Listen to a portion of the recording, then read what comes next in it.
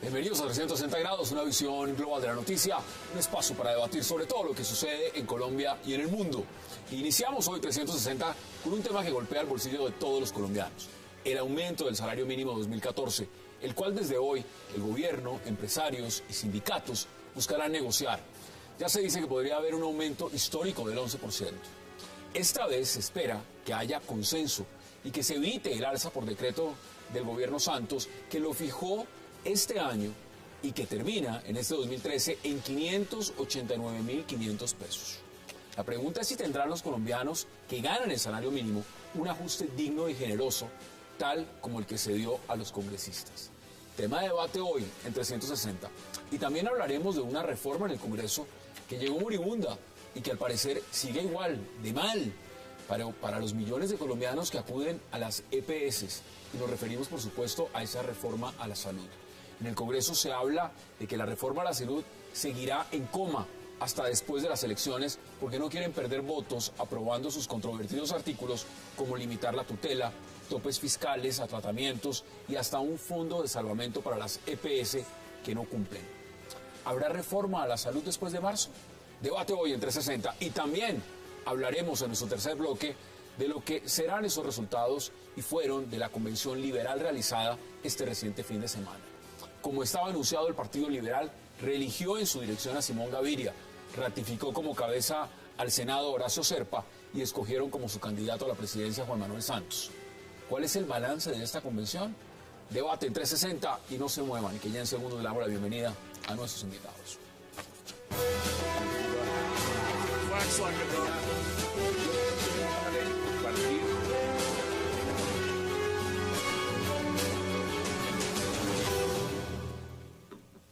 Y qué placer darle la bienvenida esta noche a la congresista Alba Luz Pinilla, a Alberto Abello, a Jaime Eduardo Arango, al congresista Jack Hosni y también al presidente de la CGT, Julio Roberto Gómez. Caballeros, congresista, qué placer y gracias por aceptar esta invitación. No, gracias a ti. Mire, empiezo con usted de una vez.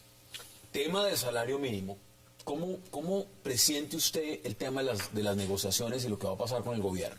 Bueno, primero que todo hay que tener en cuenta que el salario mínimo legal en Colombia es un salario mínimo de sobrevivencia.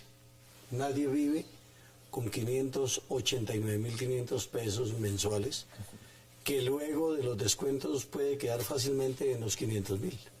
Absolutamente nadie puede vivir con una cifra. Con eso hay que pagar pensión, salud, alimentación, transporte, vivienda, vestuario, educación, celular, agua, luz, etcétera. Calzado, medicamentos, absolutamente todo. Entonces, sin embargo, hoy arrancó el proceso de negociación. Y yo salí feliz de la reunión del día de hoy. Porque hubo la presentación del representante del Banco de la República y del Ministerio de Hacienda. Y pintaron el siguiente país. Un país donde, según ellos, la tasa de desempleo está por debajo de 8. Hay cada vez más colombianos trabajando. Disminuyó la pobreza, es lo que han dicho. El aumento de la productividad es importante, a pesar de la caída que ha tenido la industria.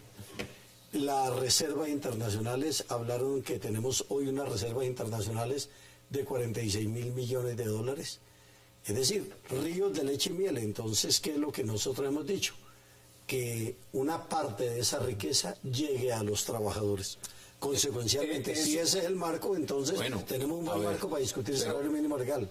Jaime Eduardo, ¿usted cómo ve? Porque pues lo que nos están describiendo aquí, y no lo está diciendo cualquier persona, lo está diciendo el presidente de la CGT, es que el panorama del país que le pintaron es Alicia en el País de las Maravillas. Con esa descripción, ¿cuánto será entonces ese aumento en porcentaje en el salario mínimo? Lo que pasa es que hay que diferenciar tres aspectos en el tema del salario mínimo.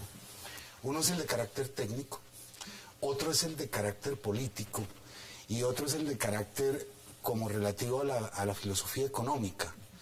En el primer caso de carácter técnico, uno supondría que debería estar dentro del estándar propio de la inflación, porque eso es un punto de referencia de un costo de referencia que se le impone a la economía.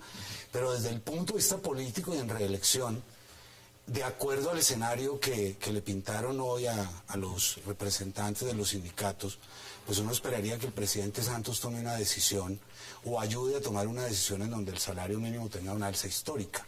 ¿Histórica cuánto sería? Un presidente candidato tendría que estar orientando a su equipo económico para que por lo menos fuera un número considerable de puntos por encima de la inflación. Nosotros el próximo viernes vamos a dar a conocer la cifra de las centrales obreras. Pero si tenemos en cuenta inflación esperada, inflación causada, productividad y unos puntos por encima para que la gente tenga un mínimo de capacidad de compra. ¿10%? ¿11%? No, digamos que un solo dígito. Para que no digan que somos irresponsables, toda esta cuestión. Yo no sé si va a ser el 8 o el 9%, o el 9%, pero de todas maneras, claro, a uno le dicen, no, es que la inflación difícilmente va a llegar al 3. Es decir, que les van a ofrecer el 4. Entonces, no, ya dijeron que el 4. El ministro del Trabajo hace un mes dijo que era el 4%. Otros más avesados neoliberales, Fedesarrollo, ANIF, dicen que el 3% porque la economía se va a colapsar. Yo lo digo con toda franqueza, a mí me gustaría que los presidentes de Fedesarrollo, de ANIF, se vayan a vivir un mesecito nomás, con el salario mínimo legal y que vengan y nos cuenten cómo les va. Hoy me leí un blog de alguien, de Gustavo Bolívar, escribió un artículo en su blog personal y se llama Salario mínimo versus salario buitre. Y dice lo siguiente: en contraste, un congresista en Colombia que no vive con 589.500 pesos, dice lo siguiente: devenga 25 millones de pesos, es decir, 42 veces lo que gana un obrero. Dice además, no obstante el exabrupto, nosotros de nuestros impuestos les pagamos vivienda, celular, tiquetes aéreos, transporte, escoltas, gasolina, comida, iPad, oficina, y les entregamos mensualmente 50 salarios mínimos para que contraten allegados que faciliten su labor. La brecha es tanto que en el año 90 en Colombia los congresistas devengaban 14 veces el salario mínimo. Hoy en día es 42 veces el salario mínimo. No tiene nada que ver con los Estados Unidos, donde un congresista gana 11 veces el salario mínimo, un argentino 9 veces o un español 8 veces. Así es. Aquí hay dos congresistas que no tienen la culpa, porque ustedes salen del Congreso, es el salario que les tocó. La pregunta es, ¿qué dice usted frente a esto cuando estamos viendo que el incremento del año pasado para el salario mínimo en Colombia, de millones de colombianos, fue de 22.500 pesos? Más o menos. Más o menos un promedio. Estamos en un bache de este tamaño en este país y realmente le van a decir a uno ahora, a las centrales, a la mayoría de los colombianos, que subirles 1 punto o 2 puntos más es quebrar el país, es quebrar la industria. ¿Qué dice usted, representante de la UCE? Mire, yo no voy a distraer la discusión porque eso de incluirle lo del tema del salario de los congresistas, uno tampoco puede pauperizar las instituciones. Yo lo que creo que aquí en el país hay un tema de inequidad creciente que hay que combatir. Y esa inequidad produce una inseguridad social tan terrible para una familia que si se enferma uno de sus miembros no es capaz de comer. Y eso es más grave, no se alcanza o no alcanza. Y yo no entiendo a los economistas. Yo creo que pagándole mejor a los trabajadores voy a aumentar toda la economía del país, porque les voy a dar poder adquisitivo, por Dios. La posición del Partido Liberal, y ya vamos a hablar de eso, las primeras palabras de Serpa fue: queremos un salario mínimo justo, pero justo no es un salario mínimo de supervivencia, es un salario mínimo que le dé a ese ser humano la capacidad también de divertir a su familia, de tener esparcimiento, de educarse y de no temer que entre comprar una droga y comprar mercado. ¿Cuánto trabaja un obrero en Colombia? Le voy a decir más o menos lo que está diciendo aquí Gustavo Bolívar, que es una investigación bien interesante. Dice, un obrero debe trabajar 48 horas a la semana. Como mínimo. Como mínimo, 24 días al mes. Es decir, 589.500 pesos. Vuelvo y digo, para pagar salud, pensión, alimentación, transporte, vivienda, vestuario, educación, celular, agua, luz, gas, internet, teléfono, Hassan, todo lo demás. Tampoco he terminado. Una cosa es el precio del salario y otra cosa las horas que se pagan. También hay que revisar el tema de las horas nocturnas. La canasta familiar. Eso decir que después de las 6 de la tarde hasta las 10 de la noche no es recargo, porque eso es contra natura. Este es el También hay que darles esa gabela ahí. Pero ahora Mire, yo también- desde el punto de vista realmente conservador, teórico, no de partido, es totalmente de acuerdo. Hay que elevar los salarios de la gente más necesitada para que consuman más.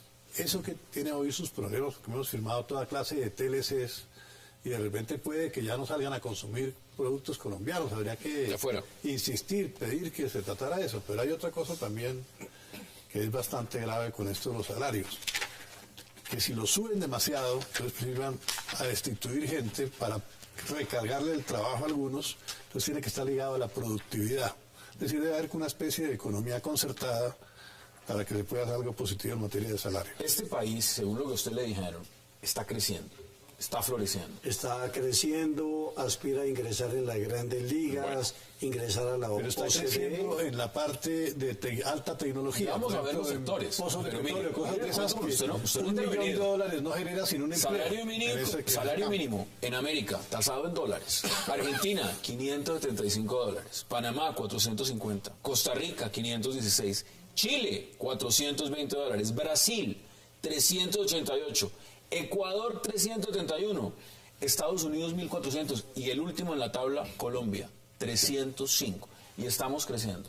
Pero aquí hay problemas de violencia muy grandes. Hay familias en acción, por ejemplo, que yo creo que esos figuran como asalariados. Que están ahí. Reciben una plata. ¿Cuántos son? ¿2 millones? Hay algo que dijo Julio Roberto, que si bien es cierto, la economía importa, en esa parte el eslabón más débil es el trabajador y se olvidó aquello de vida digna que también se plantea en cuando se crea el salario mínimo. No es solamente para mover el mercado, sino para garantizar la vida digna. Pero este gobierno hace una reforma tributaria y en esa reforma tributaria le quita a los empresarios aproximadamente la obligación de pagar parafiscales. La cifra que calcula que se ahorran los parafiscales son aproximadamente 7.7 billones de pesos. Es decir, un empresario está ahorrando por esos parafiscales. Aquí no hay una política de redistribución por parte de los empresarios de los recursos para que el trabajador, que es la mano de obra en su parte productiva, se beneficie en algo. Ahí se creó un hueco fiscal. Pero, no han recaudado. claro, ahí Los hay efectos de la reforma tributaria los empezaremos a ver, como dicen, el próximo año. ya dicen 3.5 billones de pesos por recaudo del CRE, es lo que hay de hueco fiscal hasta ahora. Pero entonces uno se pregunta, listo, una reforma tributaria que favorece a los empresarios nunca pensó y no existía, como lo denunciamos en ese debate, que fuera a favorecer a los trabajadores. Por primera vez, y en eso sí contradigo a Julio Roberto, tiene que pasar de un dígito la propuesta de la central. O sea, tenía que ser del 10. Tenía que ser del 10 o el 11, como se ha venido diciendo. Porque además, digámoslo en pesos, ¿cuánto es ese porcentaje? Digámoslo en pesos. No, pero en aras de la verdad tampoco podemos decir que era para beneficiar a los empresarios, que se modificó la forma impositiva que tenía. Antes se grababa el trabajo de los empresarios. El número de trabajadores daba el número de impuestos. Ahora se graba la productividad, con el fin de que pueden tener 100 trabajadores y si son más productivos van a pagar más, pero no es sobre los trabajadores. Así que también hay una filosofía ahí para crear empleo, que es la otra cara de la moneda. Tengo que empezar a redondear este tema porque quería empezar hoy hablando de este punto. Tenemos 3 temas más y no quería dejar la oportunidad. La vez pasada y muchas veces se ha aprobado por decreto. Les han dicho, esto es lo que hay. Tomen porque esto es lo que les toca. Hemos visto, y esto no tiene, pues, en el sentido de los congresistas, pues ellos están ahí por elección popular. El tema es que el salario que devengan es un salario que ha generado muchos debates en Colombia y el presidente, la última vez también, con el tema de las pensiones y privilegios, también les aumentó un montón de cosas. La pregunta es, ¿esto va a terminar por decreto o esto va a terminar negociado? Yo espero que haya una negociación, porque digámoslo con franqueza. Lo lógico sería que el salario mínimo en Colombia fuera el equivalente al costo de la canasta familiar para el denominado estrato bajo. Esto es más o menos 1.250.000 pesos, lo que costaría la canasta familiar. Si es un problema de un dígito o 2 dígitos llevándolo al 10, el problema no es el que más pida. El problema es las argumentaciones que surgen en la mesa y entonces nos van a decir, si la inflación es del 3, entonces si se pide un 10, eso significa más del 300% y van a manipular a la opinión pública con ese tipo de situaciones. Entonces, ¿qué es lo que dice el movimiento sindical? No solamente salario mínimo legal, sino medidas colaterales, la reducción de los precios de los combustibles, la congelación de las tarifas de los peajes. Tenemos los peajes más caros del mundo para las peores carreteras del mundo también. El tema de cómo blindar el salario mínimo y los salarios de los trabajadores en temas que tienen que ver con canasta alimentaria, con canasta educativa, con la canasta de salud. Tanto fue el auxilio a los cafeteros del 40%. Bueno. El año entrante va a haber otro auxilio y están sembrando más para más auxilio. Entonces, que hay que reflexionar en eso. Tengo que ir a una pausa obligatoria. Un pequeño mensaje solamente, es decir, salario mínimo legal que sea cada vez más alto para que la gente tenga capacidad de compra. Claro. Porque para que un país produce bienes y servicios si la gente no tiene capacidad. Para acabar con Roberto Gómez, presidente de la CGT, gracias por habernos acompañado. Muchas gracias. Vamos a la pausa porque al regreso vamos a hablar de una reforma moribunda, pero reforma. Vamos a hablar de ella, ya regresamos. Antes de interesante.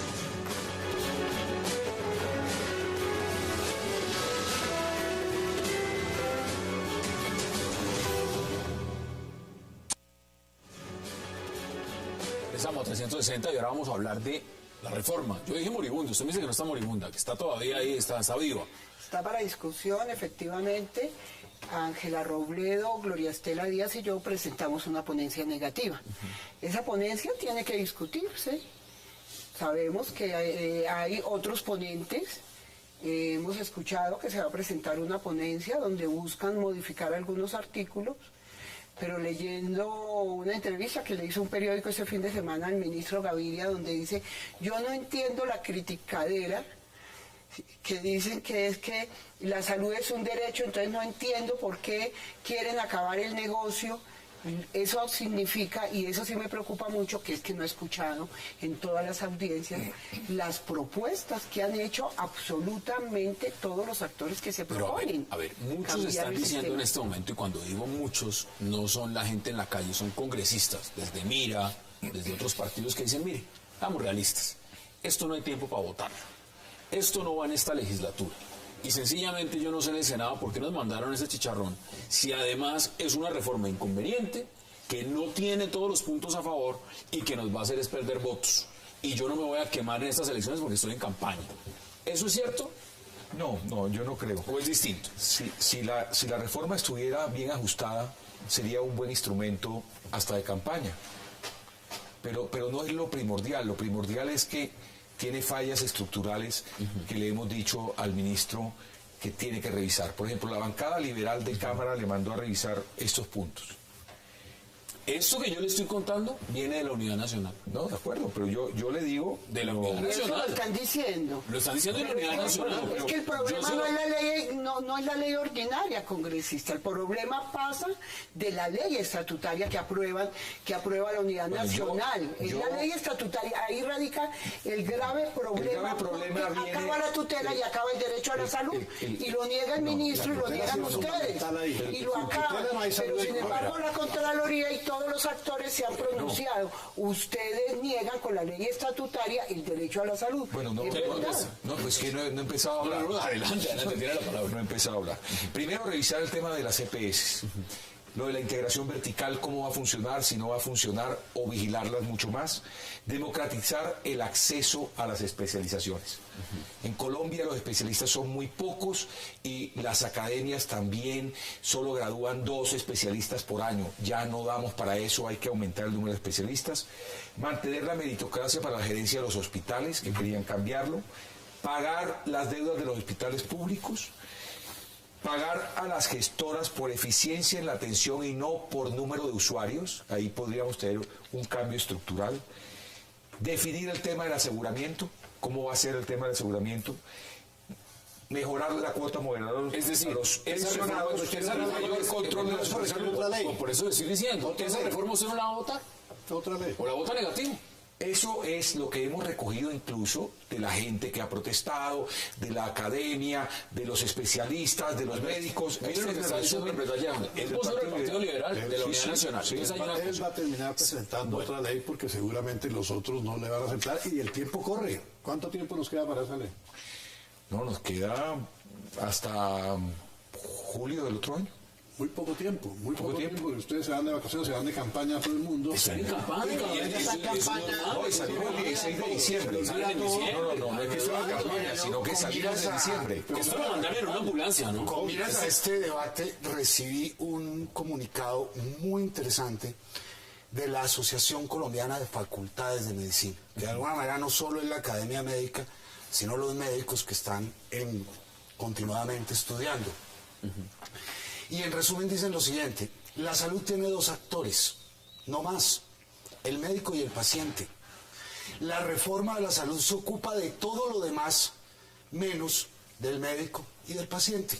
O sea, lo que tiene que ocuparse no se ocupa. Lo que tiene que ocuparse no se ocupa del aseguramiento, se ocupa del dinero, se ocupa de la cosa financiera, pero del médico y el paciente, que son los únicos actores de ese sistema, la reforma no se ocupa. Estos señores, estos académicos, llaman la atención. ¿Cuántos hospitales han quebrado en los últimos meses? Llaman la atención sobre. Y lo primero que hay que de la reforma es muy mal. Efectivamente, si usted no hace una reforma y no le apunta a la solución de problemas... Bueno, entonces, ¿qué fue lo que aprobaron en el Senado? No, la sentencia de la Corte, porque es que presentan el proyecto de ley, porque la sentencia de la Corte no dijo redefinir el sistema. Tiene que cambiar el sistema, dice la Corte. Esto ya no puede ser posible más de un millón de tutores. Es que la Corte ya lo hizo. La Corte reconoce la salud como un derecho fundamental. Ya lo hizo. La ley estatutaria, por el contrario, cree que el problema es la tutela. La pregunta es una y es muy sencilla. Si aquí el congresista Jan Hosni nos dice, yo tengo estos reparos que me parece que hay que evaluarlos. Aquí tengo documentos que ponen desde el partido del movimiento político, mira, 10 puntos que dicen no me gusta la reforma, se limita la acción de tutela, los servicios de salud no serán autorizados, no se eliminan las EPS, solo cambian el letrero, mantienen integración vertical, no le convierte al Estado en tesorero de la EPS. Mire, si usted es serio en una reforma a salud, sí, tiene que tender a que se acabe la tutela. Bueno, pero eso se lo digo de una vez. Vamos por partes. Si se atiende pero no como el problema, claro.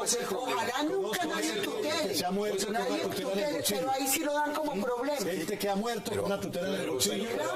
El tema de fondo es, si esto tiene todos estos reparos, ¿por qué se presenta en este momento, como se hizo con una reforma a la justicia, que va a terminar entonces posiblemente hundiéndose o saliendo al final? Claramente el tema no es tan sencillo. O era mejor tratarla con los temas de fondo. Quiere solucionar.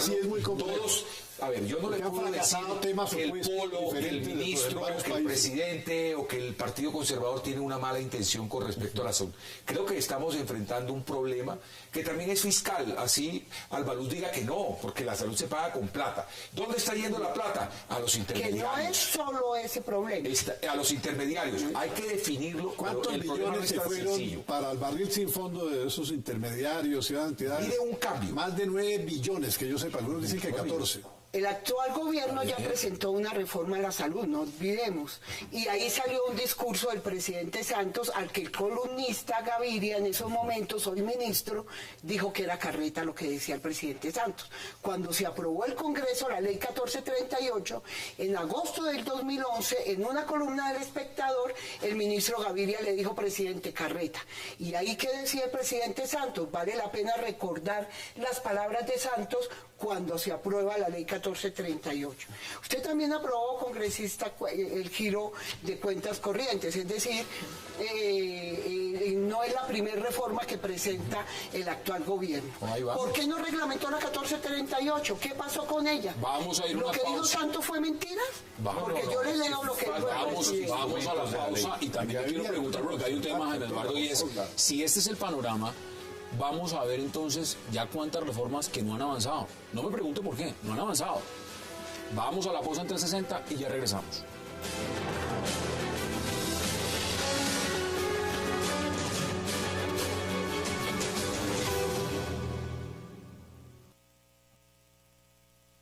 Primero, se limita la acción de tutela y el derecho de los pacientes a la atención integral al incluir los criterios de exclusión, priorización y capacidad de pago. Segundo, los servicios de salud solo serán autorizados hasta donde alcancen los recursos, en virtud del principio de sostenibilidad fiscal. Tercero, no se respeta la autonomía médica ni se mejoran las condiciones laborales de los profesionales y trabajadores de la salud y no contemplan nada de talento humano. Cuarto, crea un fondo de salvamento para pagarle las deudas a las EPS que, habiendo recibido los recursos, hicieron uso indebido de ellos y no les pagaron a los hospitales y las clínicas, pudiéndose generar un detrimento público. Quinto, no se eliminan las EPS, solo cambian de letrero. Socios de las actuales EPS que desfalcaron el sistema podrán ser socios de las futuras gestoras. Sexto, mantiene la integración vertical para el primer nivel de atención, propiciando la quiebra de los hospitales públicos. Séptimo, convierte al Estado en un tesorero de las EPS y en el pagador de las deudas que las EPS tienen con los hospitales. Octavo, entre más servicios restrinjan las EPS, mayores excedentes generarán la final de cada año, convirtiendo los recursos públicos en privados y legitimando el uso indebido de dineros como el caso de Saludcop. Noveno, se aumentan las utilidades de los nuevos gestores ya que se elimina el límite del 10% que pueden utilizar las EPS para gastos de administración. Décimo, se le gira un cheque en blanco al gobierno, casi la mitad de la ley será reglamentada. Eso dice el partido Mira, Jaime Eduardo, ¿y por qué me parece relevante? Por una sencilla razón. Mientras en Colombia se debate si las memorias de un expresidente dicen o no lo que dice el otro expresidente, o si realmente esto pinta más como lo decía Gaviria, o Samper, o Serpa, o Pastrana, o cuál va a ser el panorama. Este país necesita reforma a la justicia y no la tuvo. Necesita una reforma a la salud, no la va a tener al parecer. Necesita una reforma de pensiones que estaba ligada al tema anterior y era bandera también, tampoco se presentó. Y tenemos una tributaria, ¿no? Bueno, y tenemos una tributaria que los efectos los vamos a ver el próximo año y hay muchas críticas. Y sostenibilidad fiscal, que fue lo más grave para el ¿cuáles fueron? Aquí estamos pensando en este momento si Maradona viene a jugar un partido de fútbol o no, invitado por las FARC.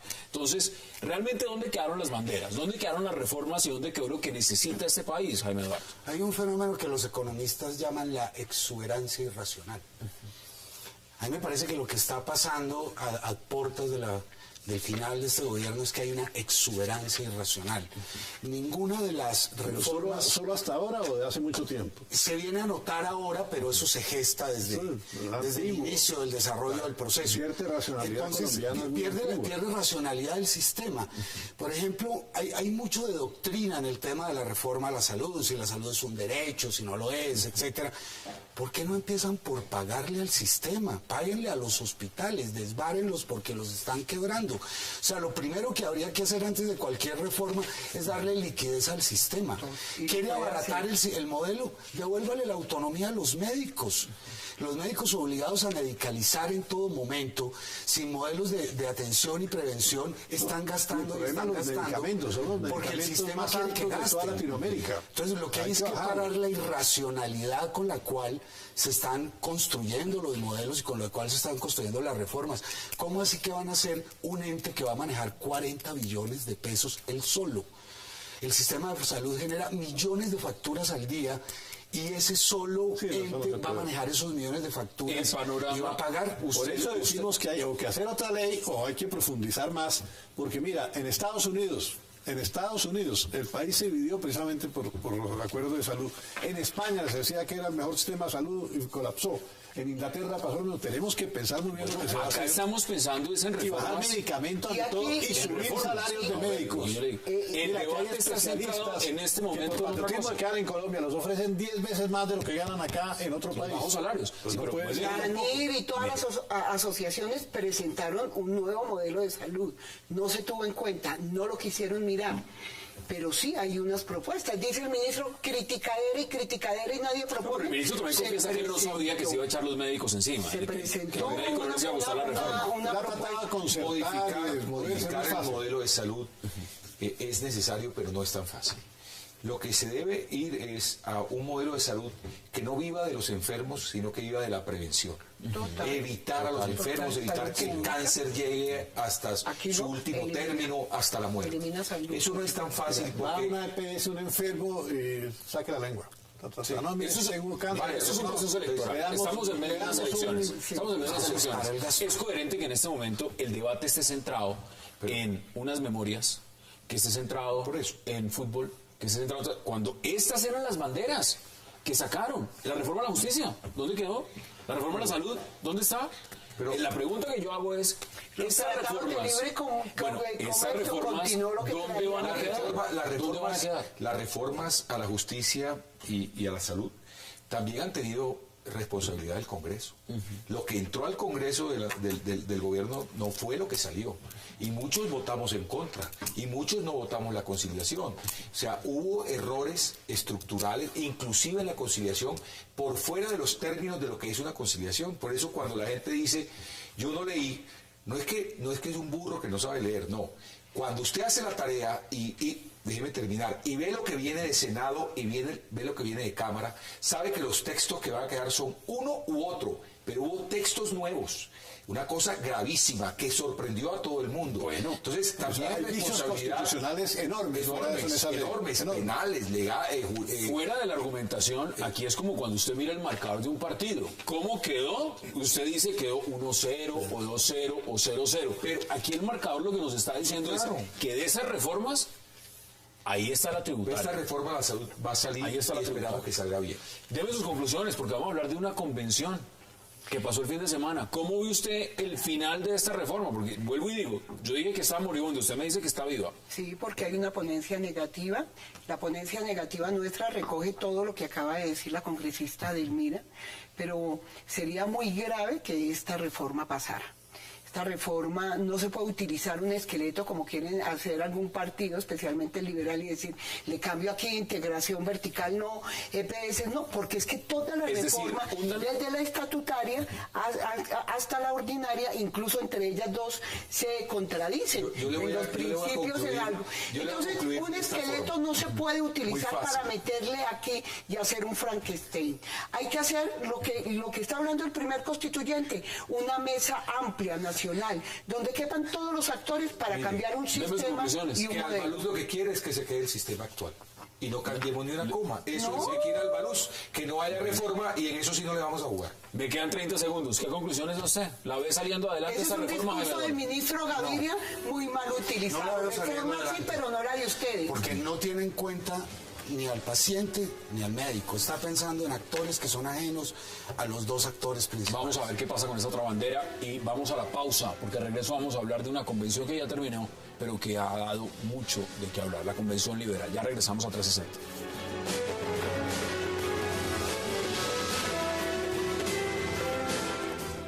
Lo natural te nutre más. Toma leche colombiana, una campaña del Fondo Nacional del Ganado, Fedegan.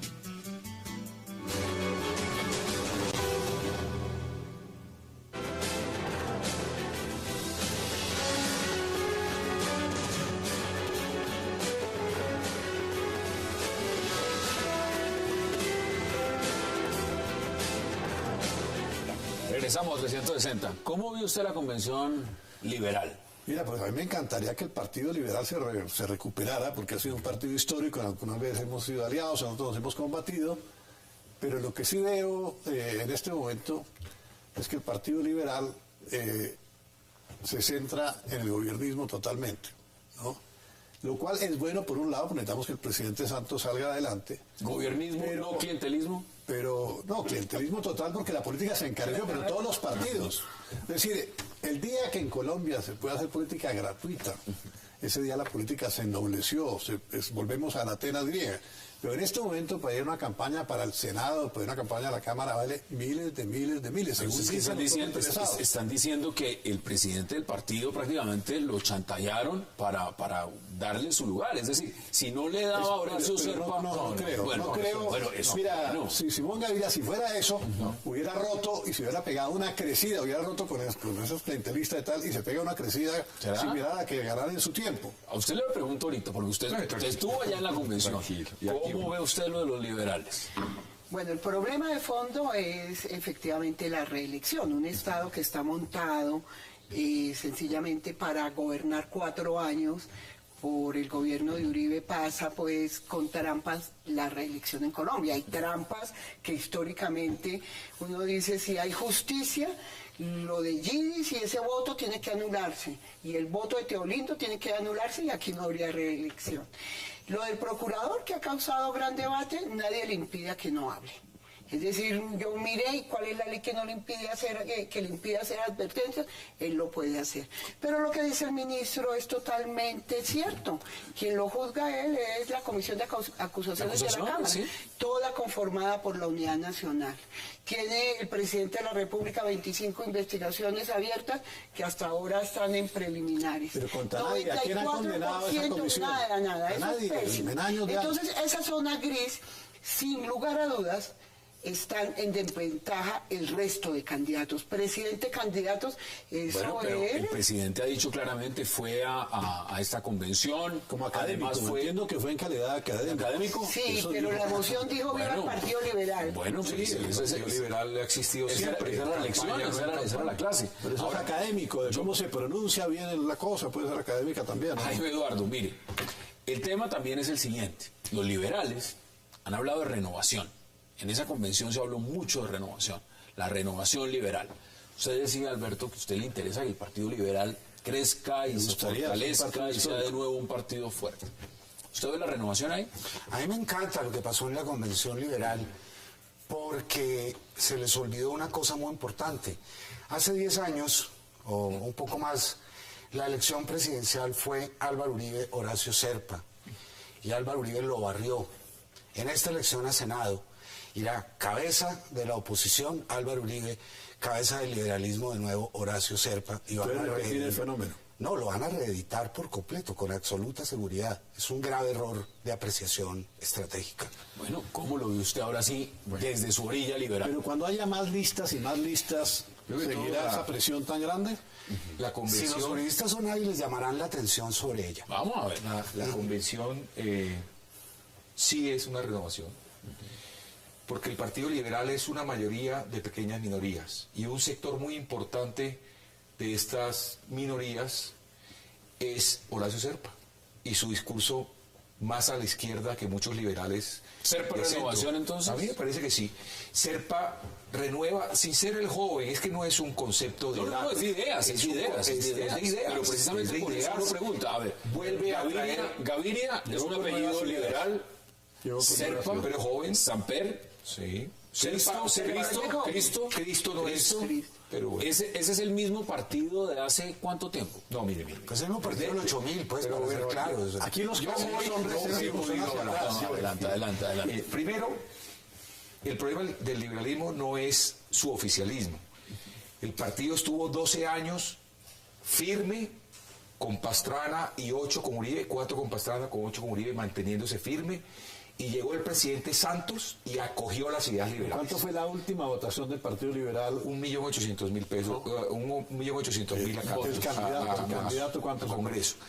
El último. 500.000 votos. Por eso, pero no digamos que eso tampoco. No, pero es que con 500.000... Yo deseo que crezca, pero no exageremos tanto. Pero es que el punto no es ese. Sobre las presidenciales uno podría decir, y ya le devuelvo la palabra, con 500.000 votos que tuvieron las presidenciales. El conservatismo cayó también. Sí, claro. Y nuevos partidos pasaron adelante. Es el hecho real. Pues, el partido llega el presidente Santos y acoge las ideas liberales. Es el que saca ley de víctimas que había sido parada por el gobierno Uribe, porque había un señor, un asesor que había dicho que en Colombia no había desplazados sino migrantes internos. El presidente cambia eso. El presidente reconoce que hay conflicto armado que durante 12 años se negó. Entonces el Partido Liberal se siente cómodo con esas ideas liberales. Allí hay una unidad ideológica con el presidente. Me parece que ¿aspiran a 2 millones de votos? Nosotros vamos con 2 millones de votos. Nosotros vamos a sacar la mayor votación a Congreso. O sea, en estas. Nos va a dar Uribe como persona. Uno solo va a sacar 1 millón de votos. Los demás de la lista no sacan nada.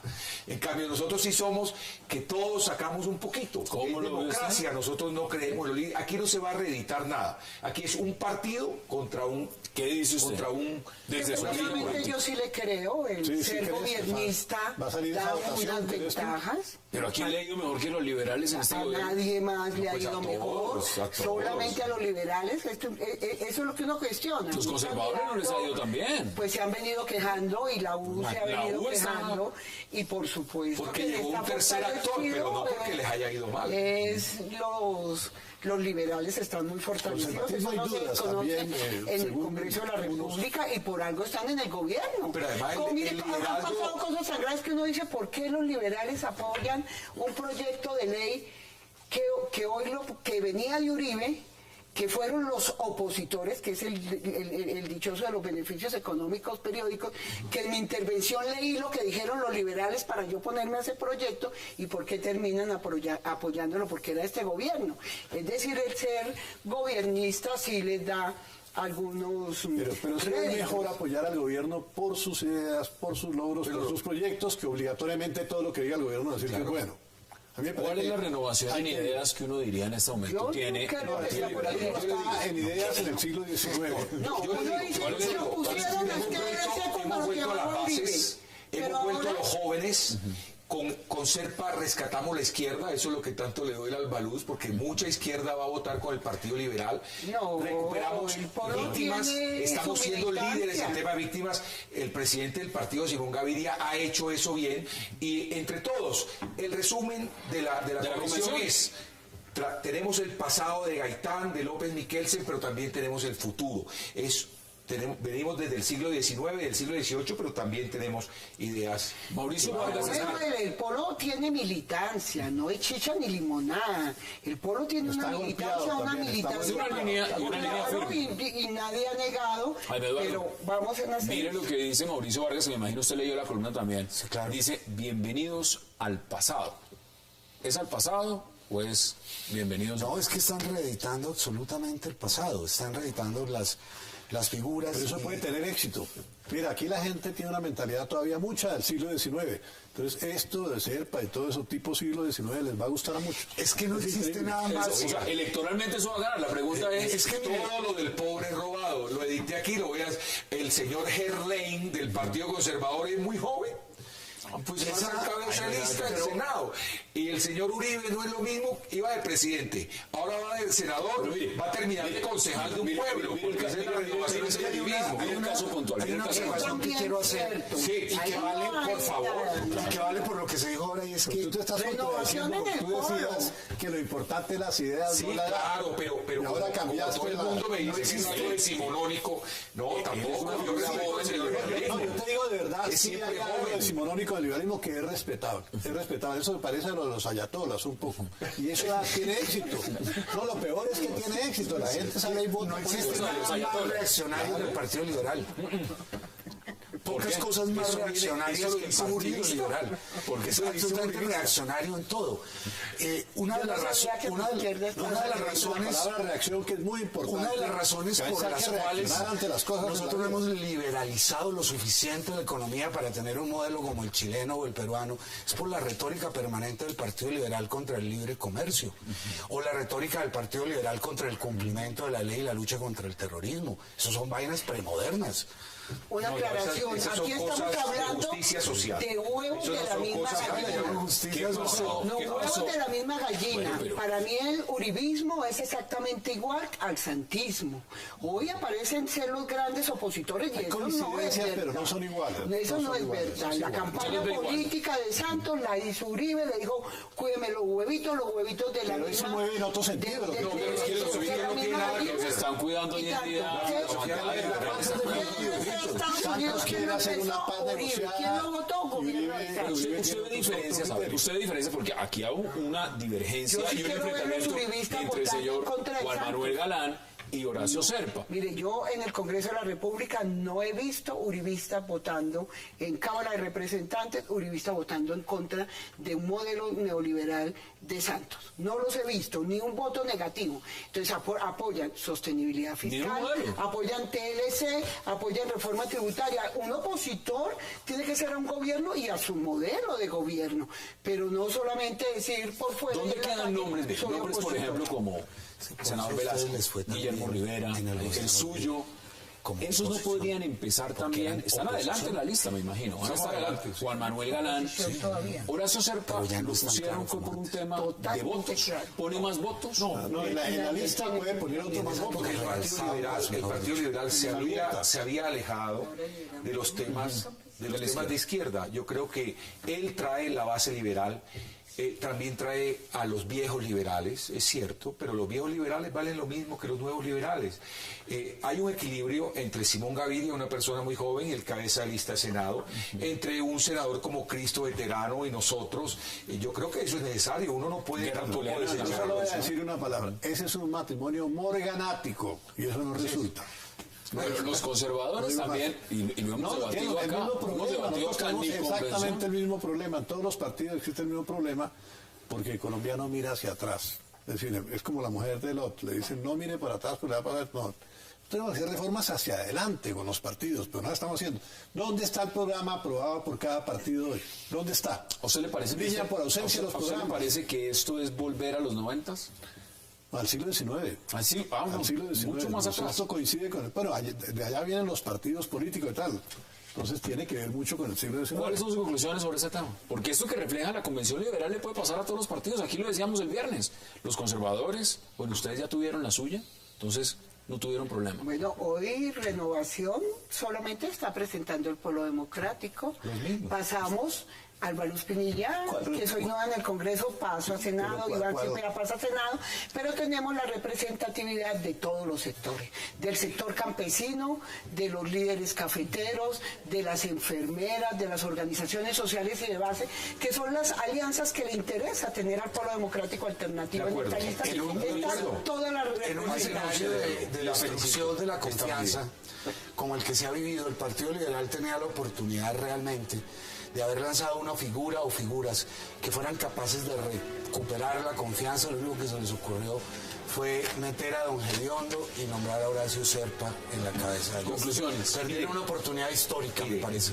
En la Convención Liberal, en la 6ª Congreso Liberal en Cartagena, estuvo representado la ideología mayoritaria de Colombia, que es el liberalismo, y se volvió por esos fueros. Nosotros somos la ideología mayoritaria de Colombia y vamos a sobrevivir a los demás partidos. ¿Cuál es un concepto nuevo de mayoría? Obviamente que no es. Pero creo, tenemos que ir a la justicia social como proclama el Papa y los conservadores estamos con el Papa en este momento pensando en hacer justicia social, promover justicia social. Es que lo interesante de esta mesa es eso. Aquí están los liberales, los conservadores, está el pueblo y está también el Unión Centro Democrático. Aquí están todos, podría uno decir. Representante Gajos, de un verdadero placer. Próximamente senador, porque fácilmente va para allá. Alberto Bello, qué placer. Congresista Álvaro Espinilla, gracias. Y Jaime Eduardo Arango, un verdadero placer. A ustedes gracias por acompañarnos. Nos vemos mañana a la misma hora, 8 p.m., para seguir debatiendo toda la agenda política de Colombia y del mundo. Y recuerden, repetición 11:30 de la noche. Gracias por acompañarnos.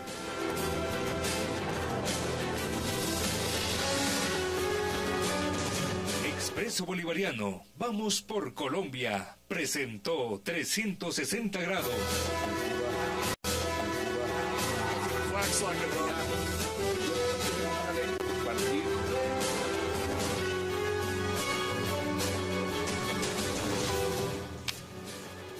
Bienvenidos a 360 grados, una visión global de la noticia, un espacio para debatir sobre todo lo que sucede en Colombia y en el mundo. Iniciamos hoy 360 con un tema que golpea el bolsillo de todos los colombianos, el aumento del salario mínimo 2014, el cual desde hoy el gobierno, empresarios y sindicatos buscarán negociar. Ya se dice que podría haber un aumento histórico del 11%. Esta vez se espera que haya consenso y que se evite el alza por decreto del gobierno Santos, que lo fijó este año y que termina en este 2013 en 589.500 pesos. La pregunta es si tendrán los colombianos que ganan el salario mínimo un ajuste digno y generoso, tal como el que se dio a los congresistas. Tema de debate hoy en 360. Y también hablaremos de una reforma en el Congreso que llegó moribunda y que al parecer sigue igual, de mal, para los millones de colombianos que acuden a las EPS. Y nos referimos, por supuesto, a esa reforma a la salud. En el Congreso se habla de que la reforma a la salud seguirá en coma hasta después de las elecciones porque no quieren perder votos aprobando sus controvertidos artículos como limitar la tutela, topes fiscales a tratamientos y hasta un fondo de salvamento para las EPS que no cumplen. ¿Habrá reforma a la salud después de marzo? Debate hoy en 360 y también hablaremos en nuestro tercer bloque de lo que serán esos resultados y fueron de la convención liberal realizada este reciente fin de semana. Como estaba anunciado, el Partido Liberal reeligió en su dirección a Simón Gaviria, ratificó como cabeza al Senado Horacio Serpa y escogieron como su candidato a la presidencia Juan Manuel Santos. ¿Cuál es el balance de esta convención? Debate entre... tenga un mínimo de capacidad de compra. ¿10%? ¿11%? No, digamos que un solo dígito. Para que no digan que somos irresponsables, toda esta cuestión. Yo no sé si va a ser el 8 o el 9%, pero de todas maneras, claro, a uno le dicen, no, es que la inflación difícilmente va a llegar al 3. Es decir, que les van a ofrecer el 4. Entonces, no, ya dijeron que el 4. El ministro del Trabajo hace un mes dijo que era el 4%. Otros más avesados neoliberales, Fedesarrollo, ANIF, dicen que el 3% porque la economía se va a colapsar. Yo lo digo con toda franqueza, a mí me gustaría que los presidentes de Fedesarrollo, de ANIF, se vayan a vivir un mesecito nomás, con el salario mínimo legal y que vengan y nos cuenten cómo les va. Hoy me leí un blog de alguien, de Gustavo Bolívar, escribió un artículo en su blog personal y se llama Salario mínimo versus salario buitre. Y dice lo siguiente: en contraste, un congresista en Colombia que no vive con 589.500 pesos, dice lo siguiente: devenga 25 millones de pesos, es decir, 42 veces lo que gana un obrero. Dice además, no obstante el exabrupto, nosotros de nuestros impuestos les pagamos vivienda, celular, tiquetes aéreos, transporte, escoltas, gasolina, comida, iPad, oficina, y les entregamos mensualmente 50 salarios mínimos para que contraten allegados que faciliten su labor. La brecha es tanto que en el año 90 en Colombia los congresistas devengaban 14 veces el salario mínimo. Hoy en día es 42 veces el salario mínimo. No tiene nada que ver con los Estados Unidos, donde un congresista gana 11 veces el salario mínimo, un argentino 9 veces o un español 8 veces. Así es. Aquí hay dos congresistas que no tienen la culpa porque ustedes salen del Congreso, es el salario que les tocó. A pesar de la caída que ha tenido la industria, las reservas internacionales hablaron que tenemos hoy unas reservas internacionales de 46.000 millones de dólares. Es decir, ríos de leche y miel. Entonces, ¿qué es lo que nosotros hemos dicho? Que una parte de esa riqueza llegue a los trabajadores. Consecuencialmente, si ese es el marco, entonces tenemos un buen marco para discutir el salario mínimo legal. Jaime Eduardo, ¿usted cómo ve? Porque pues lo que nos están describiendo aquí, y no lo está diciendo cualquier persona, lo está diciendo el presidente de la CGT, es que el panorama del país que le pintaron es Alicia en el País de las Maravillas. Con esa descripción, ¿cuánto será entonces ese aumento en porcentaje en el salario mínimo? Lo que pasa es que hay que diferenciar tres aspectos en el tema del salario mínimo. Uno es el de carácter técnico, otro es el de carácter político y otro es el de carácter como relativo a la filosofía económica. En el primer caso de carácter técnico uno supondría que debería estar dentro del estándar propio de la inflación, porque eso es un punto de referencia de un costo de referencia que se le impone a la economía. Pero desde el punto de vista político y en reelección, de acuerdo al escenario que le pintaron hoy a los representantes de los sindicatos, pues uno esperaría que el presidente Santos tome una decisión o ayude a tomar una decisión en donde el salario mínimo tenga una alza histórica. ¿Histórica cuánto sería? Un presidente candidato tendría que estar orientando a su equipo económico para que por lo menos fuera un número considerable de puntos por encima de la inflación. Nosotros el próximo viernes vamos a dar a conocer la cifra de las centrales obreras. Pero si tenemos en cuenta inflación esperada, inflación causada, productividad y unos puntos por encima para que la gente... 60 y no se muevan, que ya en segundos le damos la bienvenida a nuestros invitados.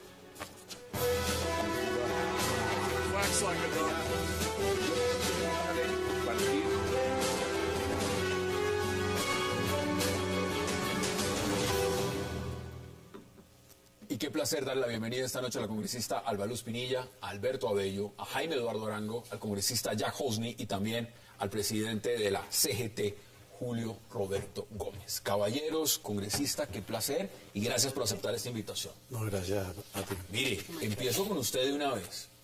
Tema del salario mínimo. ¿Cómo presiente usted el tema de las negociaciones y lo que va a pasar con el gobierno? Bueno, primero que todo hay que tener en cuenta que el salario mínimo legal en Colombia es un salario mínimo de sobrevivencia.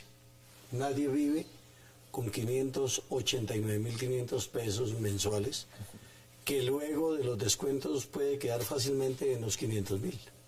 Absolutamente nadie puede vivir con una cifra. Con eso hay que pagar pensión, salud, alimentación, transporte, vivienda, vestuario, educación, celular, agua, luz, etcétera. Calzado, medicamentos, absolutamente todo. Entonces, sin embargo, hoy arrancó el proceso de negociación. Y yo salí feliz de la reunión del día de hoy. ¿Feliz porque hubo la presentación del representante del Banco de la República y del Ministerio de Hacienda. Y pintaron el siguiente país. Un país donde, según ellos, la tasa de desempleo está por debajo de 8. Hay cada vez más colombianos trabajando. Disminuyó la pobreza, es lo que han dicho. El aumento de la productividad es importante. La pregunta es, ¿qué dice usted frente a esto cuando estamos viendo que el incremento del año pasado para el salario mínimo en Colombia de millones de colombianos fue de 22.500 pesos? Más o menos. Más o menos un promedio. Estamos en un bache de este tamaño en este país y realmente le van a decir a uno ahora, a las centrales, a la mayoría de los colombianos, que subirles 1 punto o 2 puntos más es quebrar el país, es quebrar la industria. ¿Qué dice usted, representante de la JUSE? Mire, yo no voy a distraer la discusión porque eso de incluirle lo del tema del salario de los congresistas, uno tampoco puede pauperizar las instituciones. Yo lo que creo que aquí en el país hay un tema de inequidad creciente que hay que combatir. Y esa inequidad produce una inseguridad social tan terrible para una familia que si se enferma uno de sus miembros no es capaz de comer. Y eso es más grave, no se alcanza o no alcanza. Y yo no entiendo a los economistas. Yo creo que pagándole mejor a los trabajadores voy a aumentar toda la economía del país, porque les voy a dar poder adquisitivo, por Dios. La posición del Partido Liberal, y ya vamos a hablar de eso, las primeras palabras de Serpa fue: queremos un salario mínimo justo, pero justo no es un salario mínimo de supervivencia, es un salario mínimo que le dé a ese ser humano la capacidad también de divertir a su familia, de tener esparcimiento, de educarse y de no temer que entre comprar una droga y comprar mercado. ¿Cuánto trabaja un obrero en Colombia? Le voy a decir más o menos lo que está diciendo aquí Gustavo Bolívar, que es una investigación bien interesante. Dice, un obrero debe trabajar 48 horas a la semana. Como mínimo. Como mínimo, 24 días al mes. Es decir, 589.500